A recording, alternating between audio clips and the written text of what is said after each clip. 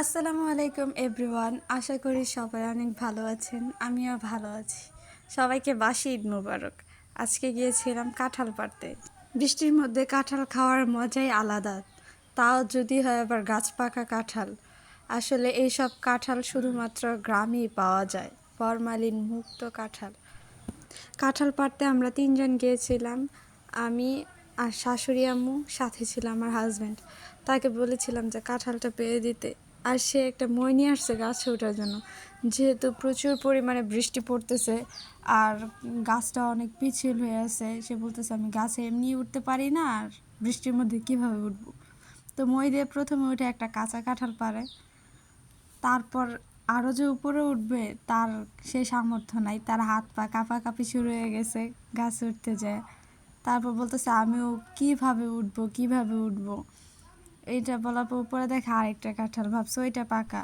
পাড়ার পরে দেখি এই কাঁঠালটাও সম্পূর্ণ কাঁচা, তাও সে এটারে ঘুরায় পেঁচায় পারতেছে। দেখেন কিভাবে পারে, যে তার উপরেই পড়ছে কাঁঠালটা। শত চেষ্টার পরে সে এটা পারছে, বলতেছে এটা পাকা ধরো।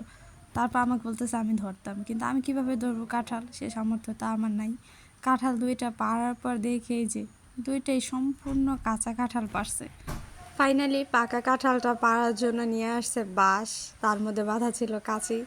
দেখেন কিভাবে পাকা কাঁঠাল পারে, এই যে খোঁচাখুচি শুরু করছে, তাও সে পারতে পারে নাই। তখন শাশুড়ি আমার বলতেছে যে দে বাঁশটা আমার কাছে দে, আমি পারি। তো উনি বলতেছে যে আমি পারি, তুই ক্যাচ ধর। তারপর ওনার এই যে মহান পুত্র যায় কাঁঠাল ক্যাচ ধরার জন্য, উনিও ট্রাই করতেছে। অনেক চেষ্টার পরে যে দেখেন কাঁঠালটা কিভাবে পড়ে, আর সে নাকি ক্যাচ ধরবে এই বলে যে কাঁঠালের অবস্থা। আর নিয়ে যাইতেছে, বলতেছে আসো এটা ভাঙি, গিয়ে দেখি এটার কি অবস্থা কাঁঠালের।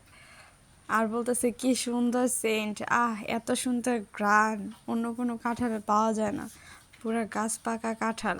এটাকে ঘরে না নিয়ে বেঞ্চে রেখে খাওয়া শুরু করে দিছে, বলতেছে তুমিও খাও। এই যে দেখেন অবশেষে কাঁঠালের ফাইনাল লুক, বালু দিয়ে ভরা, কারণ আমাদের এই জায়গায় কোনো মাটি নেই, প্রায় সব অংশই বালু। তারপর আমিও একটা কোষ নেই, আর কোষগুলোর কালার এতটা সুন্দর ছিল আপনারা না দেখলে বুঝতেই পারবেন। এই যে এটা ছিল ফাইনাল লুক। আসলে গাছ পাকা কাঁঠালের মজাই আলাদা। আজকে এই পর্যন্তই, আপনারা সবাই ভালো থাকবেন। আল্লাহ হাফিজ। আর কে কে গাছ পাকা কাঁঠাল খেয়েছেন কমেন্টসে জানিয়ে